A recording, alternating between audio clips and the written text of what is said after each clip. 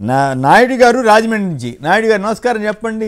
ఏమిటి మాజీ మంత్రి నారాయణ గారు ఏకంగా 600 కోట్లు పోయేసి ఇచ్చారట, తెలుగుదేశం తరఫున రెడీ చేసుకున్నారట, ₹5 వడ్డీ అంట. మీరు మీ బొట్టు కూడా వాళ్ళు కూడా ఏమైనా ప్రయత్నం చేస్తారా? నమస్కారం, చెప్పండి. వాళ్ళకి 600 కోట్ల రూపాయలు అంటే చాలా తక్కువ సార్. అంతేనా? పల్లీలేనా? బఠానీలు పల్లీలేనా? అంతే అండి, చాలా తక్కువ అండి. ఈ ఆంధ్రజ్యోతి ఈనాడు పేపర్ గురించి కూడా మాట్లాడుకోవడం వేస్ట్ సార్. అంటే వేస్ట్ అంటే ఆ రోజు రాసిన అబద్ధాలు చెప్పకపోతే ఏమవుద్దంటే ఎవరైనా కొంతమంది సాక్షి ప్రేక్షకులన్నా ఓహో ఇట్లా జరుగుతుందేమో అని అనుమానించకూడదు కదా. అందుకోసం నేను కావాలని వాళ్ళు రాసిన అబద్ధం వాస్తవం ఏమిటి, వాళ్ళు రాసేది రోజు విశాఖ మీద పడి ఏడుస్తున్నారు. విశాఖ ద్వారానే రామోజీరావు అభివృద్ధి చెందాడు, అయినా కూడా రోజు అబద్ధాలు రాస్తున్నారు. ఎట్లా ఇది దారుణంగా ఉంది. ఆయన మాబోటి వాళ్ళని చాలా బాధపడుతున్నాం. ఏంది ఈ దరిద్రం, ఈ రోజు బట్టలోడ తీసి తిరుగుతున్నారు వీళ్ళిద్దరూ, రామోజీరావు రాధాకృష్ణ అనే పరిస్థితి తీసుకొచ్చారే అని అనుకుంటున్నాం. కానీ అందుకని చెప్పాల్సిన బాధ్యత ఉందని కూడా చెబుతున్నాము. సరే, అయినప్పుడు కూడా మీ అభిప్రాయం చెప్పారు. ఓకే, ఈ డబ్బు గురించి ఏమైనా మాట్లాడతారా? అయిపోయిందా? Okay, right. కృష్ణ పరమాత్మ, అనకాపల్లి. కృష్ణ పరమాత్మ గారు అందరికి నమస్కారం అండి. నమస్కారం.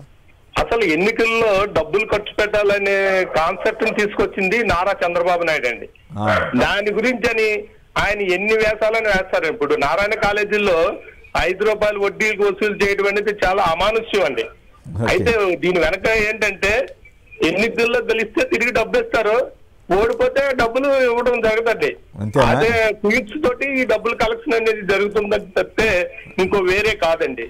అందుకే అప్పులు చేయాల్సి వస్తుంది అనమాట. ఈ డబ్బులని ఖర్చు పెడితే ఇప్పుడు 2019లో ఖర్చు పెట్టిన డబ్బులు రాలేదేమో, అందుకని మళ్ళీ ఇప్పుడు అప్పులు చేయాల్సి వస్తుందేమో. అందుకే ఆ మధ్య ఆర్థికంగా కూడా ఇబ్బందులు పడుతున్నారని ప్రచారం జరిగింది. వాళ్ళ మరదలేదో ఆరోపణ చేస్తుంటుంది, ఏదో మొత్తం మీద ఏదో నడుస్తూ ఉంటుంది. కానీ బట్ ఎలక్షన్ల కోసం మళ్ళీ వసూలు మొదలుపెట్టారో ఏందో చూడాలి. ఇచ్చేవాళ్ళైనా అంత నమ్మకం ఎట్లా ఇస్తారో ఆశ్చర్యం వేస్తుంది. రైట్. రామకృష్ణ గారు మంగళగిరి, చెప్పండి, మీరేమంటారు? ₹5 వడ్డీ ఇస్తారంట, మరి ఏమైనా ప్రయత్నం చేస్తారా? ఇస్తున్నట్టు వార్తలు వచ్చాయి. తొమ్మినాని గారు, అక్కడ ఉన్న వారందరికీ నమస్కారం సార్. నమస్కారం, మాట్లాడండి. 600 అంటే అసలు 600 పొరపాటు పాడుతున్నారు సార్. మన అక్కడ కూర్చున్న వాళ్ళందరూ, మీరు కూడా. నేను పేపర్లో వచ్చింది చెప్పా. 600 కోట్లు కాదు సార్, 6 లక్షల కోట్లైనా సరే, 20 లక్షల కోట్లైనా సరే, సర్వ విధాల జగన్ గారిని ఈసారి ఏ విధంగానైనా ఓడించాలా. లక్షల కోట్లు దిగుతాయండి, లక్షల కోట్లు దిగుతాయి. ఎందుకంటే జగన్ సర్వేలేమో జగన్ గారికి సర్రగా వస్తున్నాయి.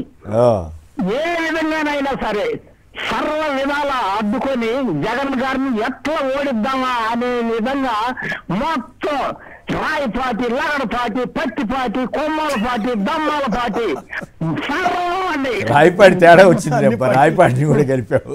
అయినా సరేనండి, అయినా సరే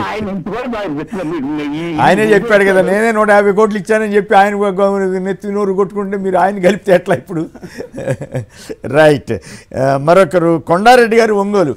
మీ జిల్లా నుంచి కూడా డబ్బులు తీసుకెళ్ళి ఇచ్చారంట కొందరు వ్యాపారులు. ఏం కదా వాళ్ళ పరిస్థితి ఏంటి, ఏం జరుగుతుంది? నిజంగానే ₹5 వడ్డీ వస్తుందా?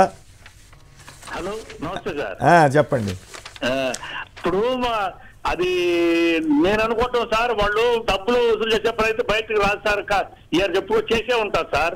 ఇది మేము డబ్బులు లేక మా పార్టీ ఇబ్బందుల్లో ఉన్నందుకంటే వడ్డీ తీసుకున్నామని జనానికి తెలియజేయడానికి ఏమో చేస్తున్నారేమో నా అనుమానం సార్. అది భలే డౌట్ వచ్చింది. అంటే ఏంటి దాని అర్థం? అంటే డబ్బులు ఎప్పుడు డబ్బులు వాళ్ళ దగ్గర ఉంటాయి కదా సార్, కావాల్సిన ఆ డబ్బులు కూడా దీంట్లో రొటేట్ చేసేస్తారా? రొటేట్ చేస్తారు. మేము వడ్డీకి తెచ్చాము, డబ్బులు పార్టీ దగ్గర ₹5 ₹6 వడ్డీలు తెచ్చాము చెప్పడానికి సార్. Okay, right. బాజీ గారు ఒక్కసారి అడుగుతా సార్. హలో, నమస్తే సార్. బాజీ గారు. బాజీ గారికి బాజీ గారు చెప్పండి. కొండారెడ్డి గారు నమస్తే సార్. చెప్తున్నా సార్. ఏం లేదు సార్, మీరు ఇప్పుడు టీడీపీ నుంచి రాజ్యసభ సభ్యులు మీ పార్టీలు తెచ్చుకున్నారు, ఇప్పుడు అది మీ ఇష్టం, మీ ఎవరు కాదనరు. వాళ్ళు రఘురామకృష్ణరాజు గారు కానీ, సీఎం రమేష్ గారు కానీ, సుజనా చౌదరి గారు కానీ 100 కోట్లు బ్యాంకులకి ఎగ్గొట్టారు. అదంతా మా ప్రజల డబ్బే కదా సార్, వేరే వాళ్ళది కాదు కదా. చెప్తాను. రైట్.